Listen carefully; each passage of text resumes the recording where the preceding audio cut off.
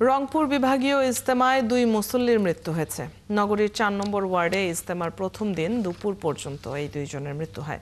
মৃত্যুর খবরটি নিশ্চিত করেন পরশুরাম থানার ভারপ্রাপ্ত কর্মকর্তা মায়েদুল ইসলাম। তিনি জানান, বার্ধক্য ও ঠান্ডাজনিত কারণে তাদের স্বাভাবিক মৃত্যুই হয়েছে। মারা যাওয়া 2 জন হলেন রংপুরের পীরগঞ্জ উপজেলার সাইদুর রহমান এবং টাঙ্গাইল জেলার তারামিয়া। ইজতেমা ময়দানেই জানাজা শেষে পরিবারের কাছে তাদের মরদেহ হস্তান্তর করা হবে।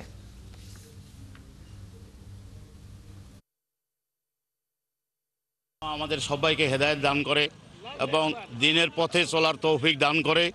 সবাইকে যেন আল্লাহ দিনই বুঝ দিয়ে দেয়। আমাদের মানে অনেকেরই বিভিন্ন সমস্যা থাকে, হার্টের সমস্যা, বিভিন্ন সমস্যা থাকে। তাদের অনেকে আছে আল্লাহর রাস্তায় আছে, মারা যায়।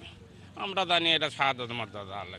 আমাদের পরিবারকে যেন দিন পথে নিয়ে আসতে পারি, আমাদের দেশটা যেন সব সময় আল্লাহর প্রতি সবাই যেন থাকতে পারে, আমরা এইটা আশা করি। আমাদের দেশের মধ্যে যে সমস্যা দেখা দিচ্ছে, আল্লাহ যেন আমাদের মধ্যে দিনের পথে নিয়ে আসি, সবাই যেন আমরা সঠিক পথে আসতে পারি। এখান থেকে লোক আল্লাহ রাস্তায় বাইরে হবে, দেশ বিদেশে যাবে। এখানে এইরকম যারা গাফেল অবস্থায় আছে, বেতলব মানুষের তলব পয়দা করবে, নিজের খরচে বেতলব মানুষের তলব পয়দা করবে। রংপুর বিভাগীয় ইজতেমার খবর জানবো, সেখান থেকে আমাদের সাথে যুক্ত হচ্ছেন সহকর্মী শাহ বায়েজিদ আহমেদ। বায়েজিদ, কত মানুষ এসেছেন বিভাগীয় এই ইজতেমায় এবং তাদের সার্বিক ব্যবস্থাপনা নিয়ে কি বলছেন তারা?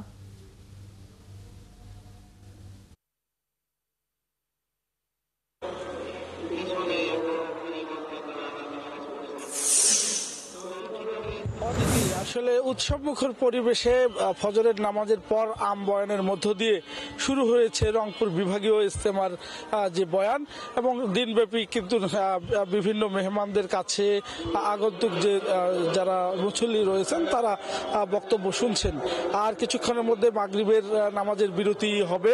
আপনি দেখতে পাচ্ছেন যে বিশাল এলাকা প্যান্ডেল জুড়ে কিন্তু এই বিভাগীয় 3 দিনব্যাপী বিভাগীয় ইজতেমা তাবলিগ জামাতের সেটি শুরু হয়েছে রংপুর নগরীর 4 নম্বর ওয়ার্ডের আমাশু কুকরুল এলাকায়। এখানে প্রায় 5 লাখ লোক জামায়াতের কথা থাকলেও হয়তো আয়োজকরা বলছেন যে আরো বেশি, অর্থাৎ 7 থেকে 8 লাখ লোক জমায়েত হতে পারে, এবং এটি চলবে বৃহস্পতিবার, শুক্রবার, শনিবার 13 ডিসেম্বর পর্যন্ত, এবং 13 ডিসেম্বর আখেরি মোনাজাতের মধ্য দিয়ে কিন্তু এই আয়োজন শেষ করা হবে।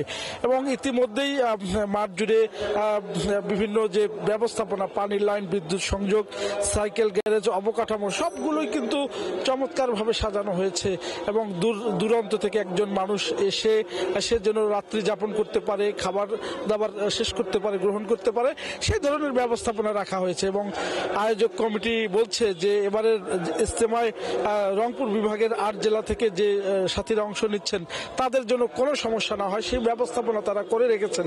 পাশাপাশি ভারত, মালয়েশিয়া, ইন্দোনেশিয়া সহ বিভিন্ন দেশ থেকে যারা মেহমান আসছেন তারা এখানে তাশরিফ আনবেন এবং কথা বলবেন, বয়ান করবেন, তাদের জন্য কিন্তু আলাদা ব্যবস্থাপনা করা হয়েছে। এবং এই আয়োজক কমিটির একজন সদস্য তিনি আমাকে কিছুক্ষণ আগে বললেন যে 200 থেকে 300 বিদেশি মেহমান এখানে অংশ নেওয়ার কথা রয়েছে। এবং আপনি জানেন যে এর আগে জেলায় জেলায় ইজতেমা হয়েছিল, এখন বিভাগীয় পর্যায়ে হচ্ছে এবং এটি চলবে, এবং প্রতি বছর এর পরিসর বাড়বে। এবারই প্রথম বিভাগীয় পর্যায়ে হচ্ছে।